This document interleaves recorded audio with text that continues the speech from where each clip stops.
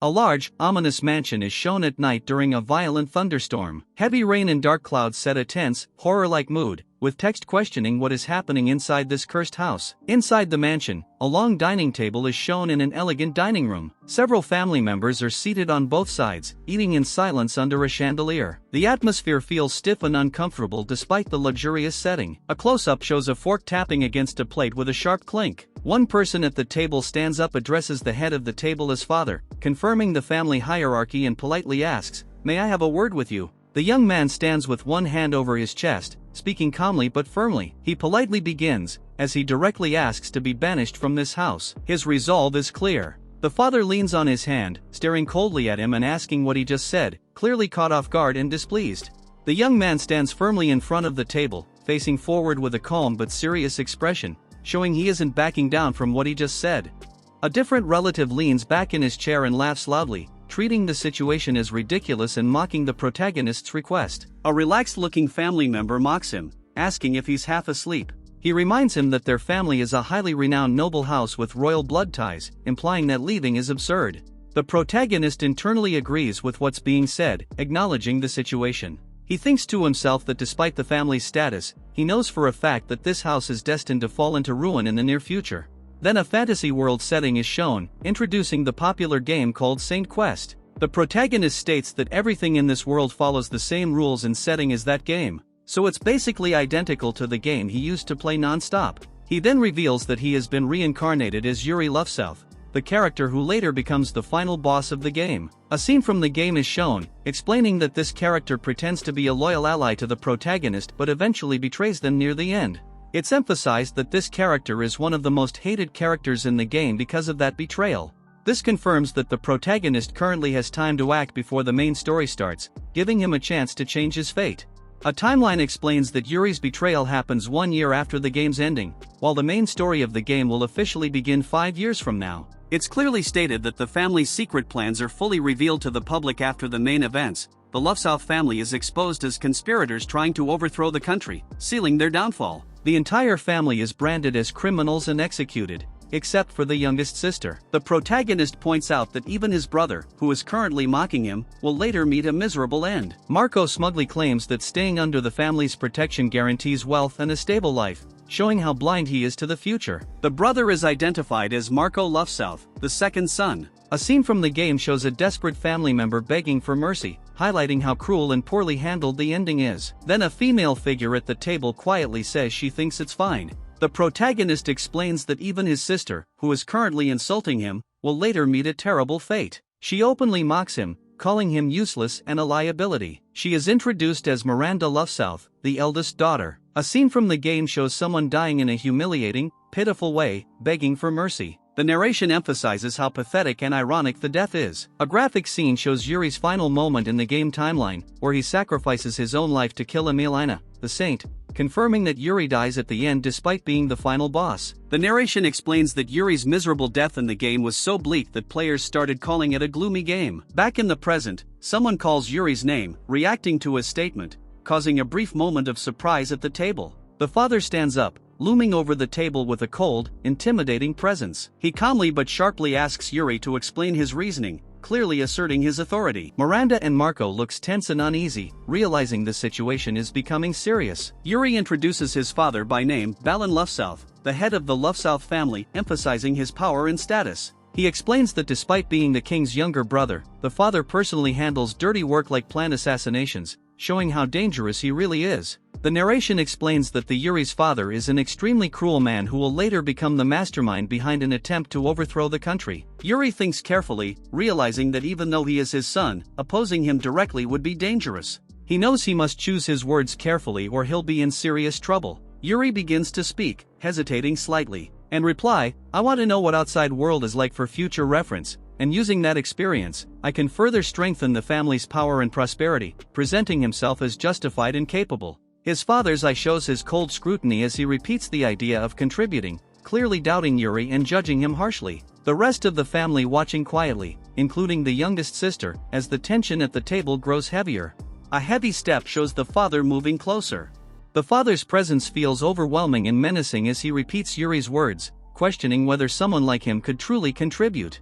The contrast in size and darkness emphasizes the power gap between them. The father's twisted with anger and contempt, showing that Yuri's words have pushed him past patience. Yuri, shocked, realizes the situation turns dangerous. Another family member, the eldest son, not Love-South, thinks that Yuri is finished, believing there's no way he can recover from provoking their father. As the father slowly reaches out his hand, the father extends his hand toward Yuri with a cold expression, saying he never expected Yuri to say something like this. His words sound calm, but the gesture feels threatening rather than reassuring.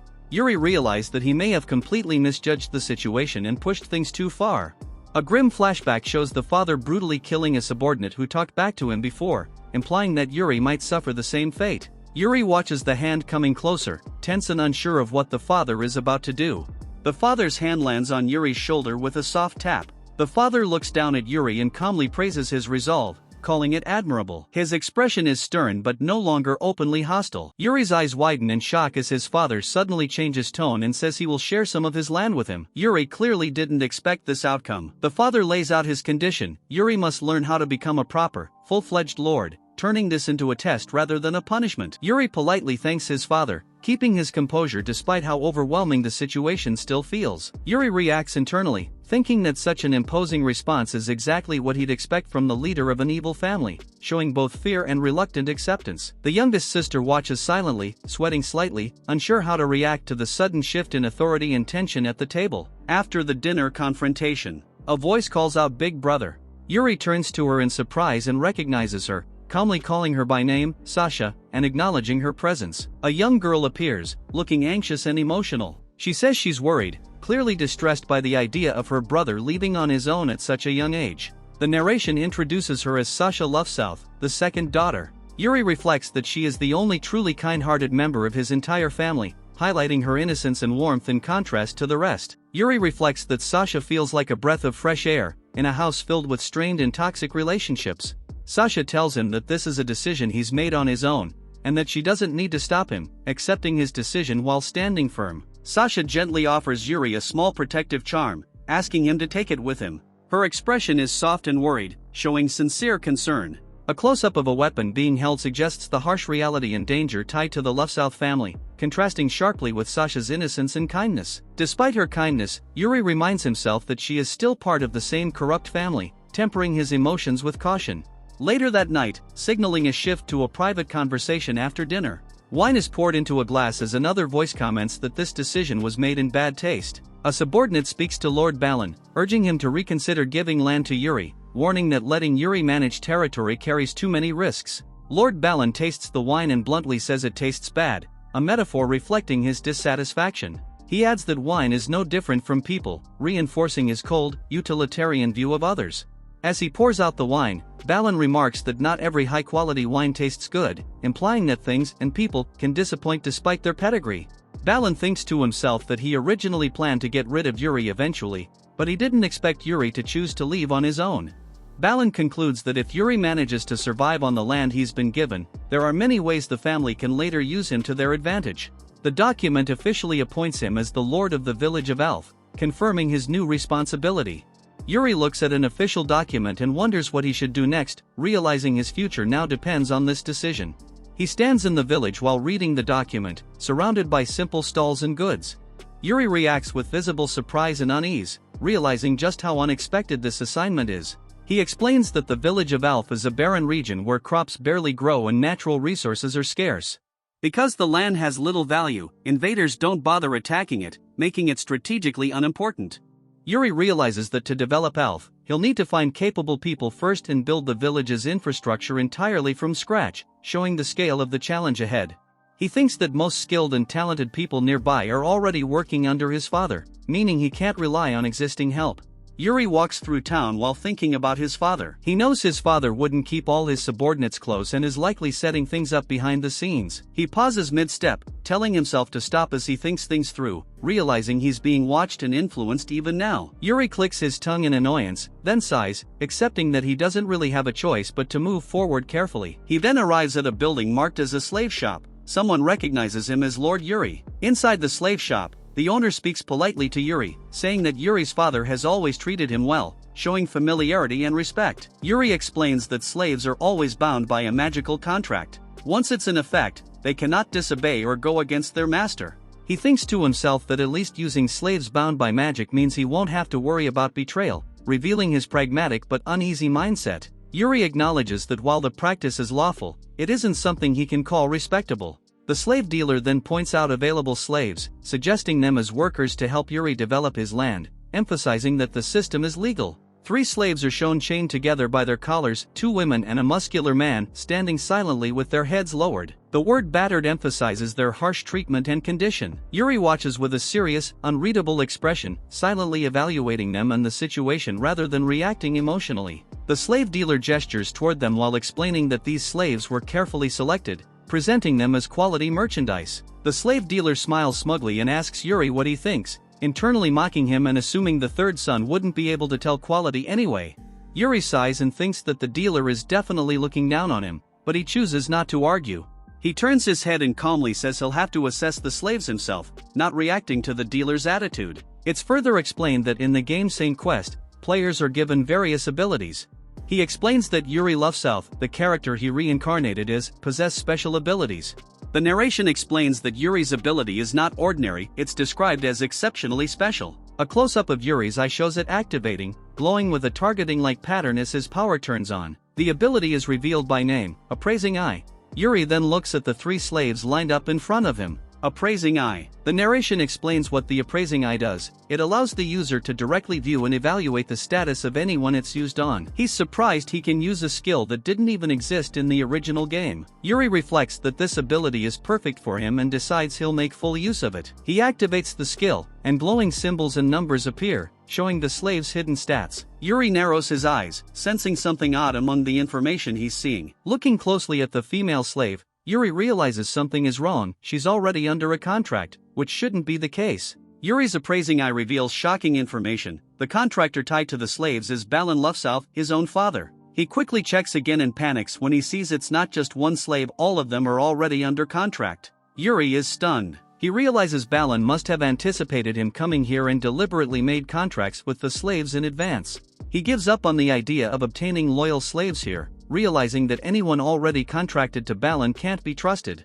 Yuri gulps, recognizing this as exactly the kind of move he'd expect from the head of a scheming family. The slave dealer starts to speak, offering to arrange something if Yuri has someone in mind. Yuri thinks to himself that this confirms the man is involved too. Yuri suddenly slams his hand on the counter and firmly says "excuse me," cutting the dealer off. He calmly says he couldn't find anyone who fits what he's looking for and decides to leave to check somewhere else. The dealer freezes, visibly shaken, unsure why Yuri reacted like that. The dealer panics internally, wondering if Yuri figured everything out. Walking outside, Yuri thinks to himself that the situation is bad. He's starting to lose hope of finding anyone who isn't already under his father's influence. Yuri suddenly stops, realizing he may have acted too quickly. His expression tightens as doubt hits him. He reflects that if he makes even one wrong move here, the hero's party will have very little chance of opposing his father later on. A grim image flashes through his mind, bodies sprawled on the ground, reminding him of the game's bad endings. He realizes he could be heading straight toward ruin, just like in the original story, if he isn't careful.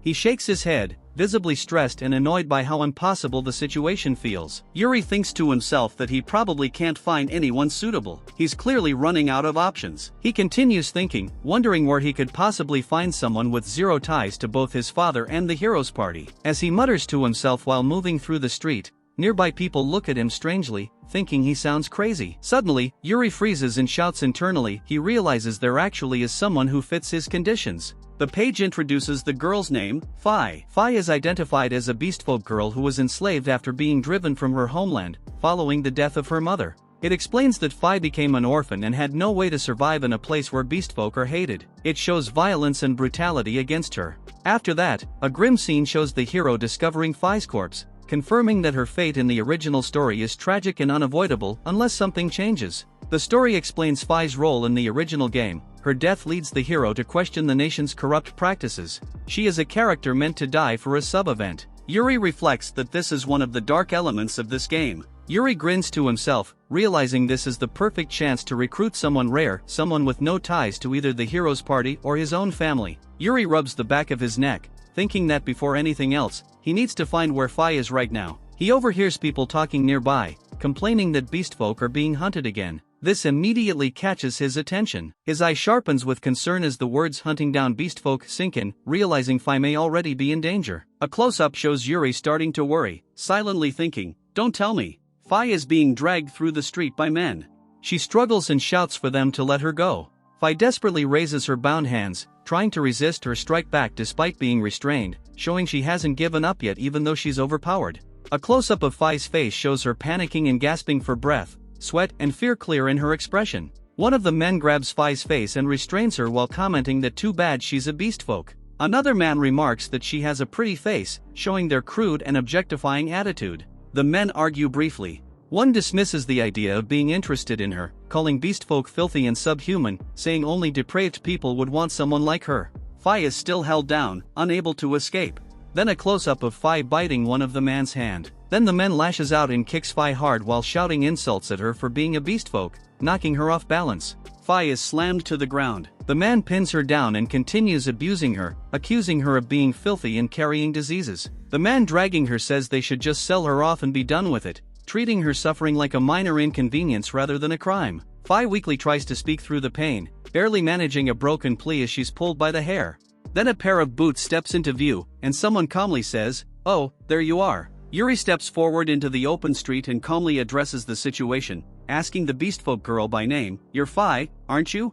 One of the men reacts angrily and demands to know who Yuri is, clearly irritated by his sudden appearance. A close-up of Fi shows her looking shaken and anxious. Yuri smiles calmly and thinks to himself that things are finally going his way, realizing he's found the person he was looking for right away. Yuri continues speaking casually, unfazed by the hostility, reinforcing how confident and relaxed he is. The men glare at Yuri, sizing him up and growing more suspicious and tense. From a distance, Yuri stands facing them, while one of the men starts to recognize him. They then revealed, he's the third son of the Lufsouth family. Yuri stands calmly with one hand on his hip, completely unfazed. The men who recognize Yuri mock him, saying he's famous for being a complete failure in his noble family. The men then starts to form a plan, pausing briefly as they considers the situation, and suddenly rush forward, shouting that they can kidnap Yuri and blackmail his family for a huge ransom, believing they've hit a jackpot by catching him. The narration explains that he survives by concealing his powers and deceiving those around him. Yuri thinks to himself that he should intimidate the attackers by using one of his hidden abilities. The page reveals the name of the skill he uses to hide himself, stealth. The two men charge forward aggressively, threatening to beat him into submission if he doesn't behave. Yuri activates his skill. Using his stealth skill, Yuri suddenly slips past the attacker's perception. He moves in a blur between them as both men swing their weapons, missing him completely. Yuri calmly grips their weapons, his expression focused and composed. The attackers spiked and mace then dropped to the ground. The men laugh greedily, talking about getting rich, completely unaware that Yuri has already slipped out of their grasp. Suddenly, they panic when Yuri's figure vanishes right in front of them, leaving only an outline where he stood moments ago. The attackers freak out, shouting in confusion. One realizes his weapon is gone, while both struggle to understand what just happened. Yuri suddenly appears behind both attackers at the same time, emerging from the shadows.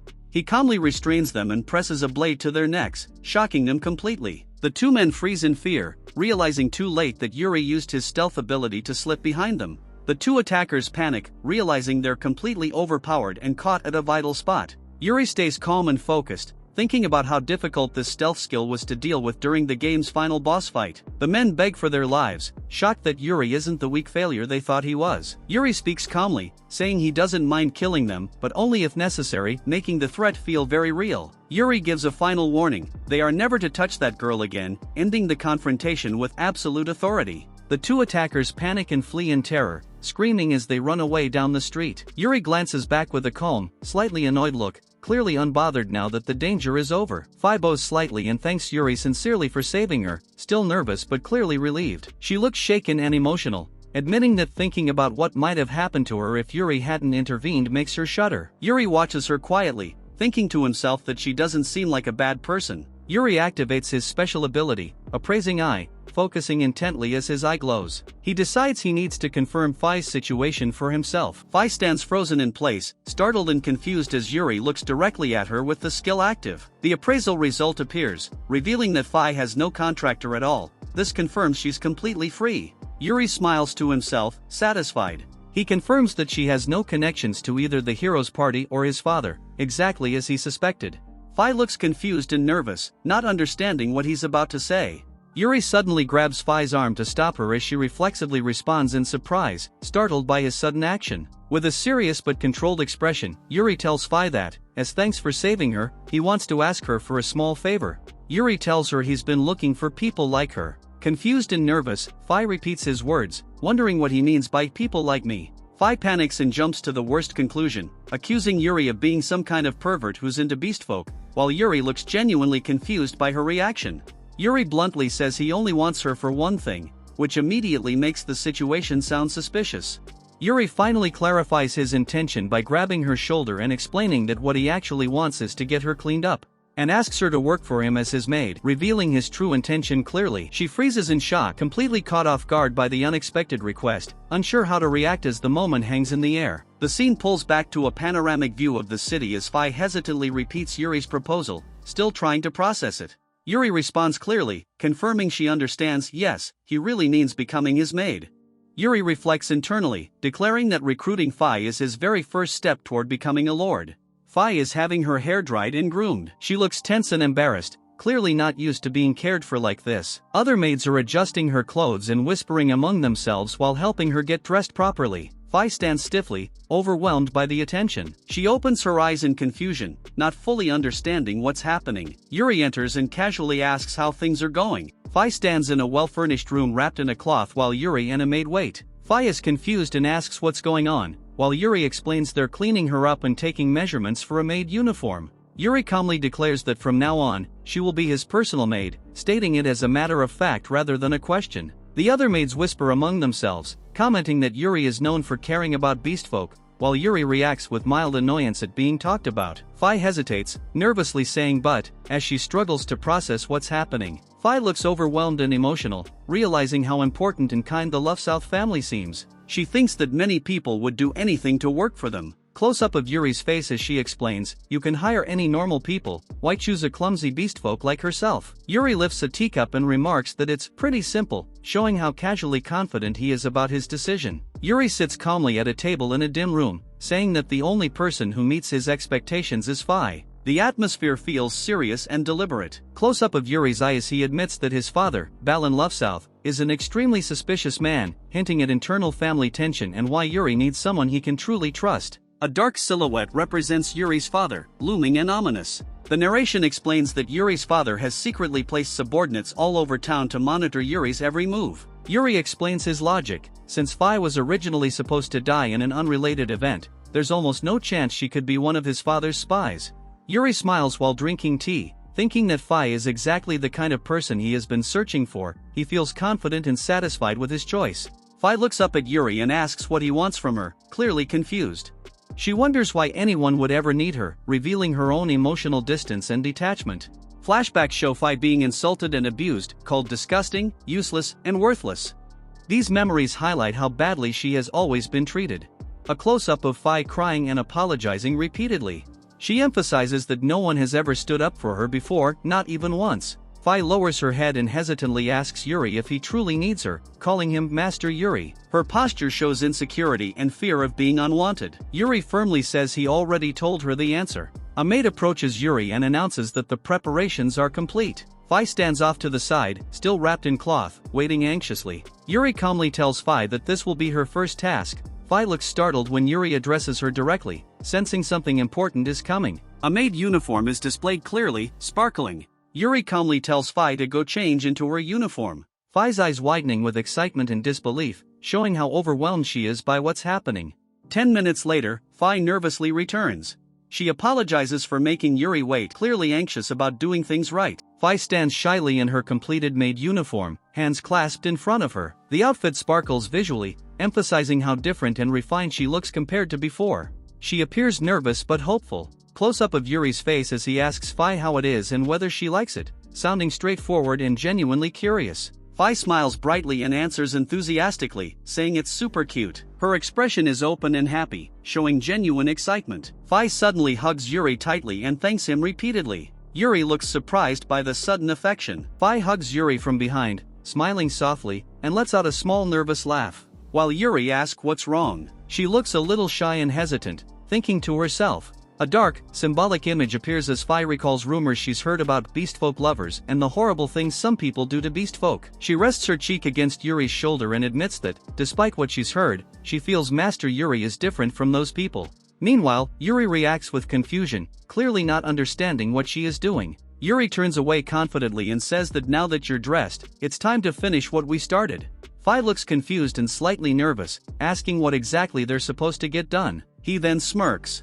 The framing and expression make his intentions feel serious and a bit ominous. Yuri explains that what they're about to do is something he can't openly tell others about. Then the setting shifts to a rundown area labeled the slums. Yuri leads Fi into a dimly lit bedroom. The atmosphere is tense and quiet, with the bed and candle immediately drawing attention. Fi follows a step behind, unsure and alert. Fi crosses her arms tightly and looks around with wide eyes, clearly nervous and confused by what she's seeing. Her body language shows discomfort and fear as she tries to understand why they've come here. Yuri thinks to himself that this place is so remote his father likely doesn't know about it. At the same time, Fi reacts with a loud shock, clearly startled by what she's realizing. Fi, still shaken, processes everything and reassures herself that Yuri is actually like those horrible beastfolk lovers. Then someone steps forward aggressively, demanding to know who's there as they emerge from the shadows. Two rough-looking kids suddenly appear, shouting and claiming this place as their territory, revealing they've been watching. Yuri calmly realizes and explains internally that homeless kids use this location as their base. Yuri calmly asks the boys to leave, explaining that he and Fi need privacy to discuss something important. One of the homeless boys points at Yuri and bluntly accuses him of being a noble, immediately suspicious of his presence. The younger boy urges his brother to leave, while the older one bristles and complains about being ordered around. The younger boy steps forward and apologizes earnestly. He explains that his brother hasn't eaten in 2 days, so he has been on the edge. Then Yuri begins to warn them. Yuri stands calmly but coldly, declaring that if the boys won't leave, he'll get rid of them no matter what it takes. His expression is emotionless, making the threat feel serious.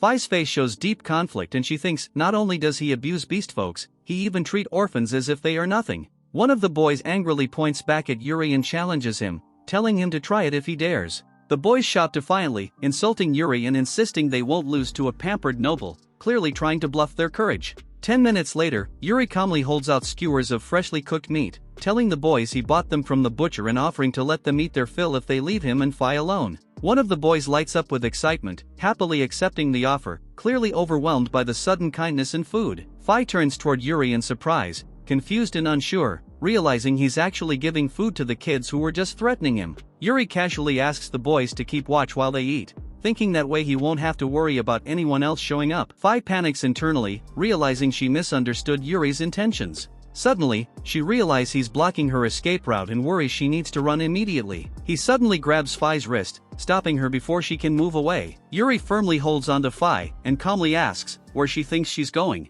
Yuri speaks calmly, telling Fi to relax and reassuring her that he'll make this quick. Fi freezes in fear with her hands raised, panicking internally and assuming Yuri is about to do something forceful to her. Fi looks up at Yuri with wide, trembling eyes, calling him Master Yuri, clearly terrified and completely misunderstanding his intentions. Inside her head, Fi spirals further, worrying that Yuri wants to do lewd or inappropriate things to her. The narration reflects Fi's fear, implying she believes something bad is about to happen if this continues. Fi's fear-filled imagination runs wild. She pictures Yuri forcing himself on her, her face twisted in panic and distress. Reality sets in, she is pinned down on the wall with Yuri leaning over her, and she realizes she can't run away anymore, sealing her sense of helplessness. Fi forces herself to think, deciding that if this is really happening, she has to accept it rather than resist. Fi, still completely misunderstanding the situation, blushes heavily and nervously asks him to please be gentle, bracing herself for something she thinks is inevitable. Yuri rubs his eye and calmly tells Fi not to worry, assuring her that he won't hurt her at all. A close-up of Yuri's eye activates his special ability, Appraisal Eye, showing he's about to examine her stats. Yuri's appraisal results appear over Fi, listing her basic information, stats, skills, and magic. It shows she's a beastfolk made apprentice with very low overall stats, but some agility and a dagger skill. Yuri concludes internally that, just as he expected, Fi's overall stats are quite low, confirming she's weak but potentially useful in specific ways. Yuri mutters to himself while thinking, surprised that Fi has agility and a dagger skill, noting she'd be well suited for an assassin role, though he hopes she never turns against him. Fi stands awkwardly and confused, not understanding what's happening or why Yuri suddenly went quiet. Yuri calmly announces that they're finished, treating the whole thing as already over. Fi blurts out in shock and asks, "We haven't actually done anything lewd at all." Yuri looks confused, and repeats her words with confusion. Fi freezes with wide eyes, completely flustered, as Yuri asks her what on earth she was imagining this entire time. Fi explodes in embarrassment, shouting at him for being an idiot, while Yuri reacts with an awkward, startled response. The scene shifts to a weapon shop outside the city. Yuri asks if Fi realized that he assessed her latent abilities. Fi points out that if that's the case, he could have just done it at home instead. Yuri explains that using his appraisal ability inside the mansion would be reckless, since it's his hidden trump card and even his father doesn't know about it. Fi bluntly asks if Yuri and his father are on bad terms, cutting straight to the heart of the issue. Yuri admits, somewhat vaguely, that the situation is complicated. Fi looks uneasy, sensing there's more going on between Yuri and his father than she knows. Yuri examines a dagger on display and casually says it looks pretty good, clearly evaluating it seriously. Fi reacts with surprise as Yuri directly addresses her and hands her the dagger to look at. He turns to Fi and explains that when he appraised her abilities earlier, he noticed she had a dagger-related skill. Yuri responds calmly, saying that most people usually have 1 or 2 skills, treating it as something completely normal. She blurts out in disbelief that she has skills at all, clearly never having thought of herself that way before.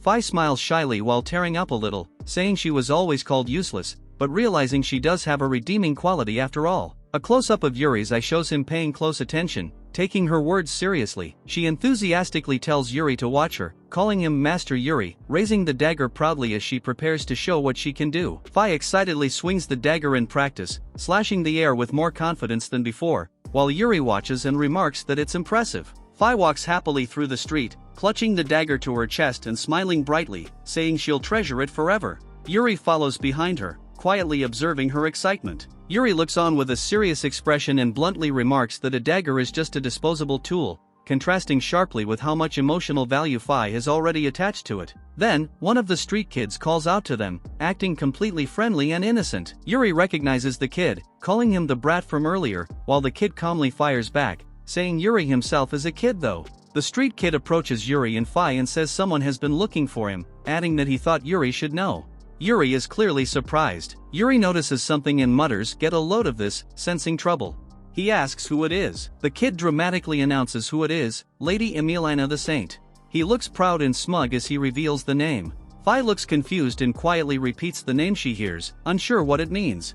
Yuri reacts with shock, clearly recognizing the name and understanding how serious this is. A brief narration explains who Emilina is. She's affiliated with the church, uses powerful holy magic, and later joins the heroes party. Yuri looks tense and uneasy, realizing something is seriously wrong. A visualized thought shows Emilina attacking him. Yuri thinks that, in the end, she's a dangerous person who will eventually kill him. The note clarifies this is only an imagined scenario. Trying to play it off, Yuri raises a hand and awkwardly suggests that maybe the kid misheard the name, downplaying the situation. Yuri firmly tells the kid that it's impossible, denying the claim outright, even though his expression shows he's deeply shaken. Yuri mutters to himself, confused and anxious. He doesn't understand why events are unfolding this way and notes that this meeting shouldn't have happened yet. Yuri internally admits the truth to himself, this situation is really bad. Silhouetted figures represent Yuri's fear of the future. He thinks that if he meets Emilina or the other hero members and the story continues as it originally did, his life will completely fall apart. Close up on Yuri as he clenches his fist and focuses. He decides that to avoid the worst possible outcome, he must stay away from the main character of the original game at all costs. Yuri keeps muttering to himself, spiraling into worry. He thinks that if the heroes party ever recruits him, that alone would guarantee his downfall. The kid notices and complains that Yuri's mumbling is creepy. Yuri turns sharply toward Fi, startled, as she calls him Master Yuri. Fi cheerfully says she'd expect nothing less from him and admits she doesn't fully understand his worries, but she's happy that someone as important as Saint is paying attention to him. He suddenly calls out to Fi, snapping out of his anxious thoughts. Yuri's expression hardens with urgency and fear. He grabs Fi and decisively says they're leaving immediately. Fi reacts in shock, completely confused by his sudden command. A wide view of the city establishes the setting, showing a large, bustling town with towers and churches. A crowd gathers excitedly in the street, cheering loudly as Emilina arrives. People shout that the Lady Saint is here, emphasizing how adored and celebrated she is by the public. A nun-like woman walks calmly, thinking to herself that Lady Emilina is as popular as ever, and reflects that with Emilina's charm and looks, that level of popularity is only natural. A full-body view of Emilina shows her elegant outfit and staff as she walks forward gracefully, sparkling effects reinforcing her image as the revered saint.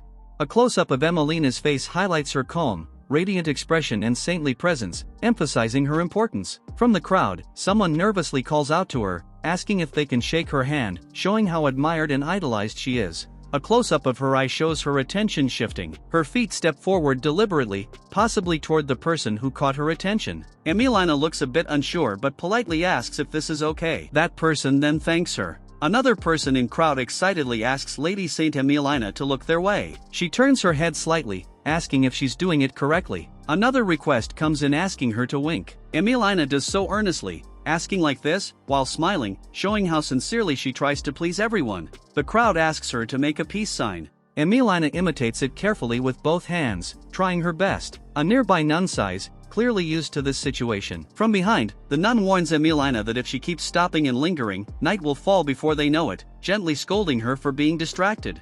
Emilina reacts in confusion, startled by something the nun says, asking what she means. Close-up of Emilina's serious expression as she calmly argues that fulfilling the wishes of the people is the duty of those ordained by the church, questioning whether that belief is wrong. The nun thinks to herself that she is acting strangely, while also reflecting that she's probably being spoiled too much by constant admiration. Emilina then speaks, mentioning that she heard someone named Yuri of Lysouth family once rescued a beastfolk girl from hooligans. The nun awkwardly reminds Emilina that, isn't she's done similar things before, like helping slaves who were illegally imprisoned, clearly implying this behavior isn't new. Emilina steps forward angrily, objecting to the nun's implication. She insists that Yuri is still just a child, not even an adult, clearly defending him. She then calms herself and speaks with conviction. Emilina says Yuri may be one of the prophesied figures, someone destined to receive God's oracle and strike down evil, like the saint, the hero, or the great sage. She praises him as strong and noble. Then a close-up shows Emilina tightening her grip on her staff. She declares her decision loudly and decisively. As the saintess, she announces that she has chosen Yuri to be her partner. She stands firm, gripping her staff, while the nun behind her reacts with exasperation at her recklessness. A close-up of Emilina's face shows a confident, almost mischievous smile in her sparkling eyes. Yuri and Phi walk away after getting information. The boy they spoke to thanks them politely, saying it's repayment for the meat skewers Yuri gave him earlier. The boy grins mischievously and hints that if Yuri gives him more meat, he might share even more information. His tone makes it clear he's enjoying the bargaining. Yuri realizes what's going on and internally comments that the kid has become addicted to meat. The boy reacts in surprise when Yuri apologizes, saying he won't be able to give him any more meat starting tomorrow. The boy suddenly panics and grabs onto Yuri, desperately apologizing. He blurts out that he'll do anything for more meat, even saying something extreme and gross. Yuri recoils and tells him to stop, clearly uncomfortable, while the boy tearfully asks if he did something wrong. He drops to his knees and begs, explaining that everyone in his area is starving every day. His posture and tone make it clear he's not joking. The boy starts explaining himself through tears. He says that most people like him have never eaten real meat before, showing how rare and precious it is to him. Phi looks at Yuri with concern and softly calls his name, sensing the emotional weight of the situation. Yuri speaks firmly and coldly. He says he's leaving the city tomorrow anyway, so what Phi is suggesting is impossible. His expression shows resolve mixed with frustration. Phi reacts in shock, blurting out that Yuri is leaving the city. She looks anxious and confused, clearly not expecting this sudden decision. The focus shifts to looming figures. Yuri thinks about how the saint is already searching for him, and how he has no idea what his father might be planning. Yuri explains his reasoning as they walk. He says he needs to return to his own domain as quickly as possible and doesn't have time to keep handing out meat to starving children.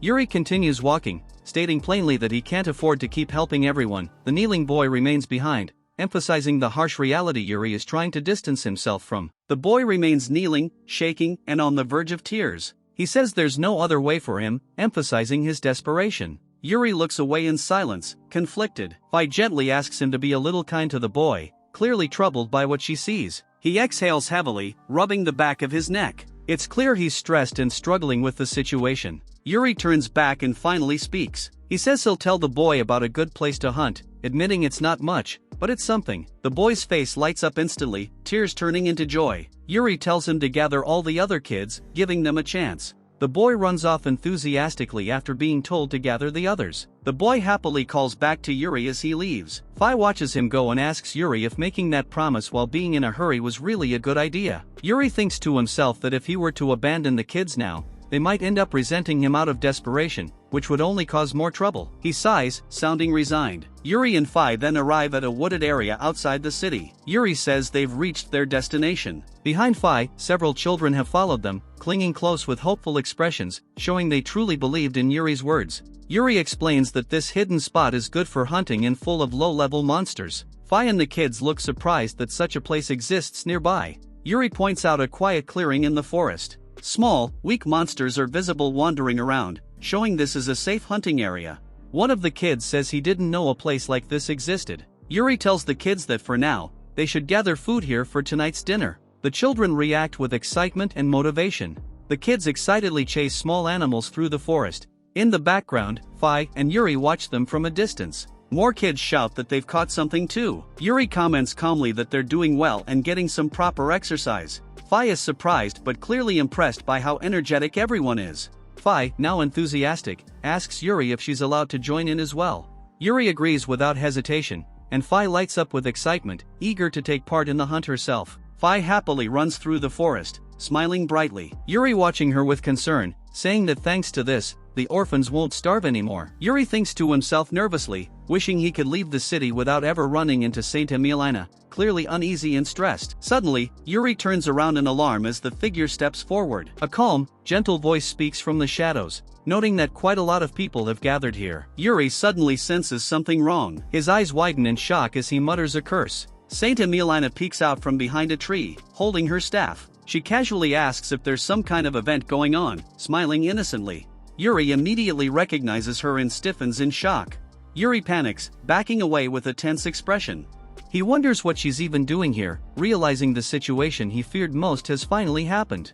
Emilina steps out of hiding, humming lightly as she walks closer, clearly relaxed and unconcerned. Saint Emilina smiles brightly and confidently, addressing Yuri by name and confirming his identity. Her cheerful expression contrasts sharply with Yuri's dread. Yuri panics internally. He realizes Emilina has already spotted them and worries she might interfere with the group. He recognizes the situation is unfolding exactly like the game's scenario he fears. Yuri notices her timing and movements match the original story script, making the situation even worse for him. Trying to stay calm, Yuri forces himself to play idiot, acting casually and pretending he doesn't know who is Yuri. Emilina suddenly reacts in surprise, wondering if she's mistaken about something she sensed. Her expression shifts from confident to startled. Yuri then watches Emilina approach one of the kids, asking if his name is Yuri. He panics internally, realizing she's already interacting with them and fearing she's questioning the children until she gets to him again. Yuri hesitates, then awkwardly admits he was just about to leave, clearly trying to disengage from the situation.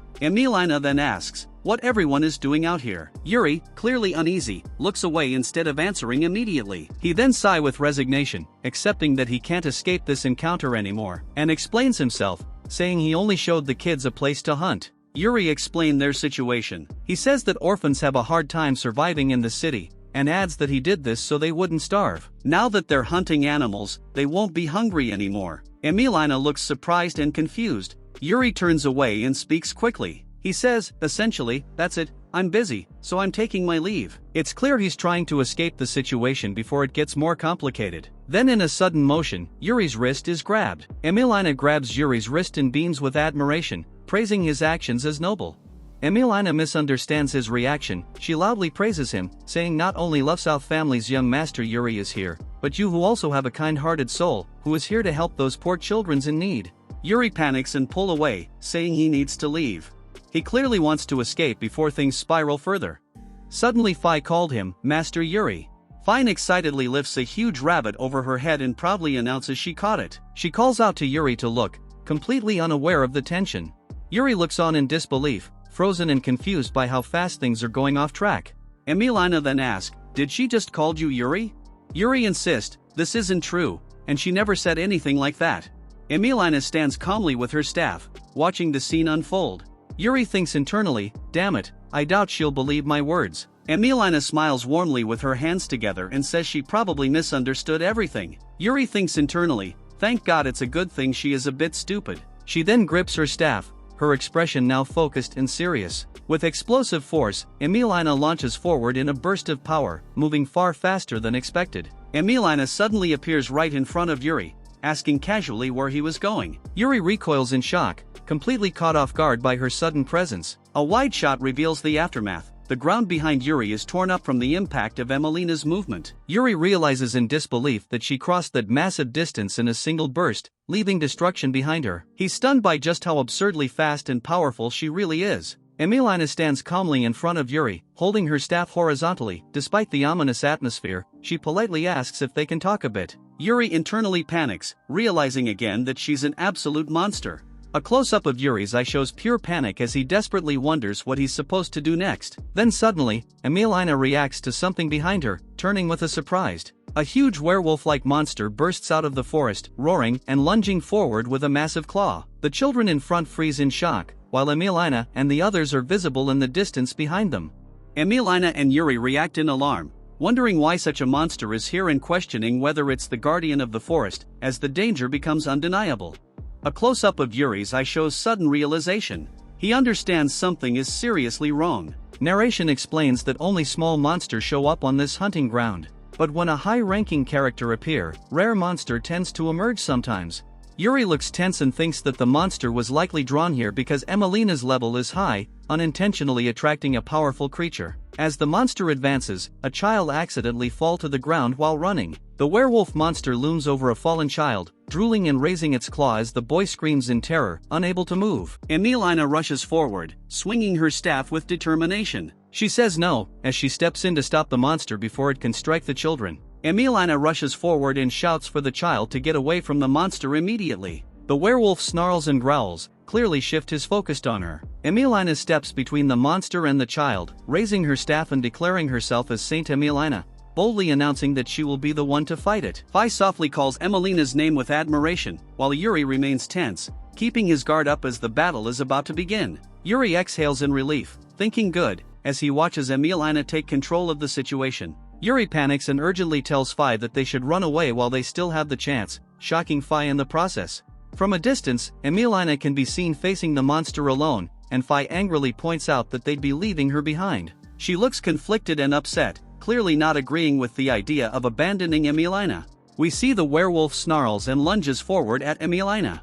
She narrows her eyes, fully focused, sensing the monster's movement and preparing herself. It explains that Saint Emilina is an extremely broken character, despite being a healer. Emilina swings her staff with overwhelming force, her cloak and hair whipping violently as the blow crashes down, emphasizing her sheer physical power. A close-up of Emilina's calm, focused eyes reinforces that she's completely in control, unfazed by the power she's unleashing. Yuri grabs Fi and tells her to get ready to leave. In the background, Emilina is already trading blows with the monster, sparks and impacts flying as she keeps it busy.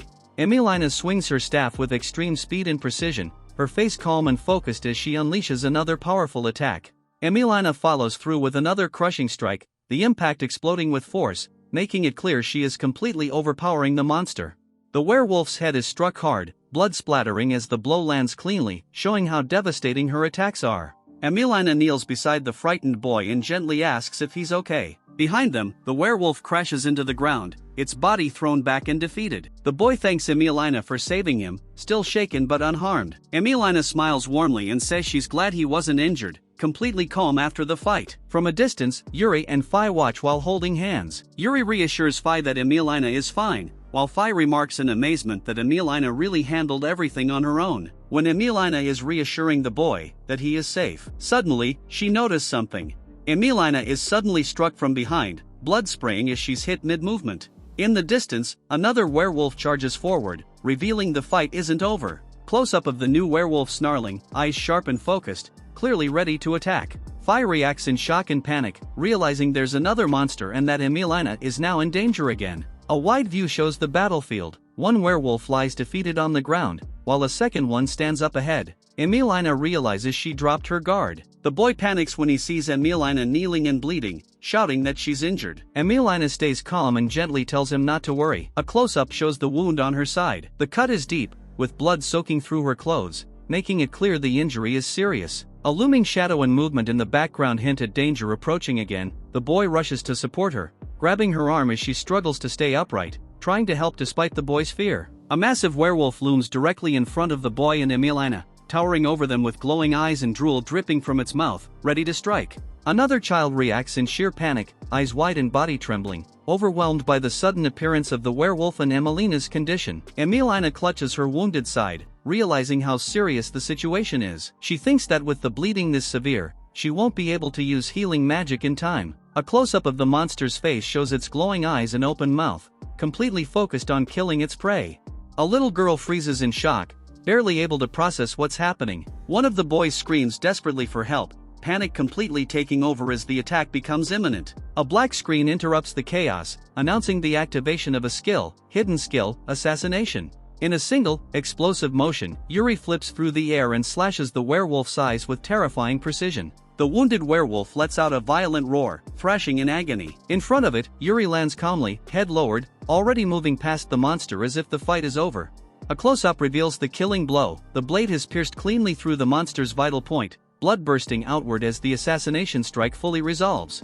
The werewolf staggers forward, roaring again, its massive body starting to lose balance as the fatal damage finally takes effect. Yuri looks at her seriously and remarks that the previous strike wasn't enough to completely finish the werewolf, and admits he hates asking this, but politely requests that she finish the monster for good. Emilina clenches her fist and answers firmly, agreeing to what's being asked despite her injury, her eyes sharp with resolve. Emilina activates her magic, light gathering around her as the words "Holy Magic Formation" appear. Emilina plants her feet and raises her staff high as a blinding holy light erupts in the shape of a massive cross.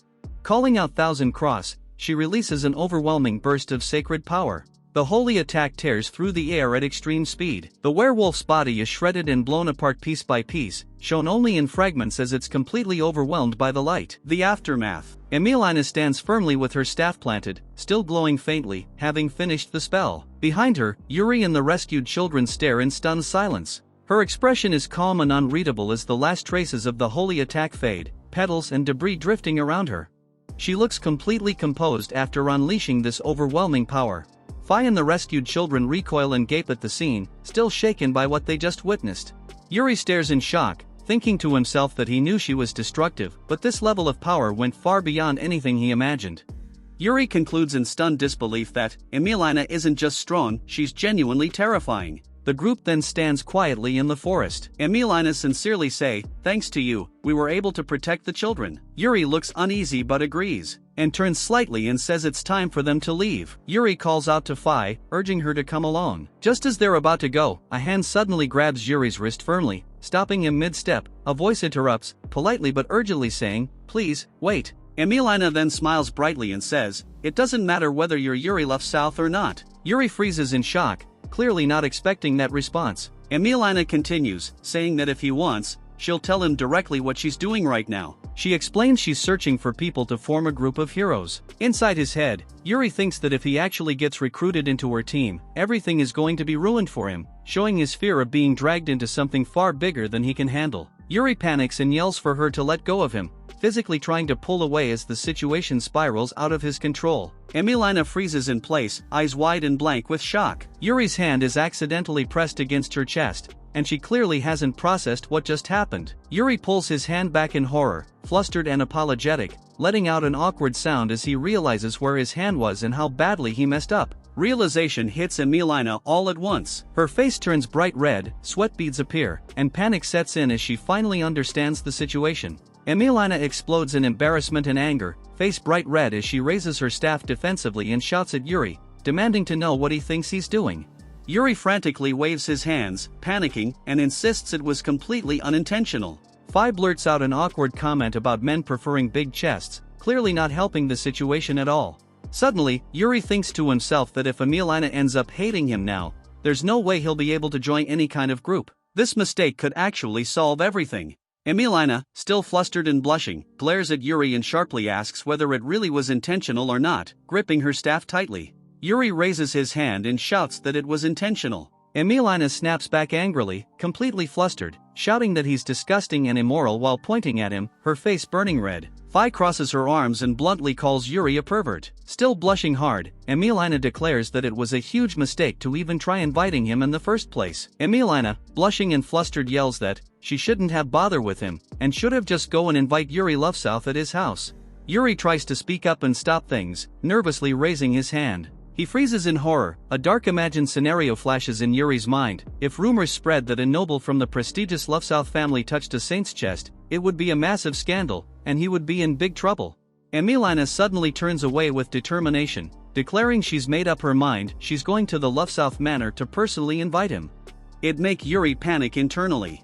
A few hours later, a large noble manor is shown. Yuri urgently tells Fi to hurry before the saint realizes his true identity. The manor's large gates slowly open. A carriage with a rider leave the manor at full speed. The dramatic motion lines emphasize its urgency. Yuri and Fi sit inside the carriage, both looking tired. Yuri says they somehow managed to get through the situation, while she worries about the children they left behind and hopes they'll be okay. His expression shifts from casual to tense. He mutters, "Who knows?" In his thoughts, Yuri recalls the orphan boy smiling proudly. He realizes he's seen those kids somewhere before in the game's story, and reflects calmly, thinking he doesn't need to worry. Those people probably weren't connected to the main plot anyways. A dramatic scene from the game is shown, orphans rioting through the streets. It explains that in the game, a catastrophic future event called the Great Orphan Revolt was supposed to happen in a few years, but thanks to Yuri, it won't be happening anymore. Back in the present, Yuri sits hunched forward on a bench, stressed. He admits that for now, his own situation and future worried him much more. He reflects that while he succeeded in preventing the event, the relief feels hollow because the outcome wasn't entirely a good thing, and uncertainty still hangs over what comes next. And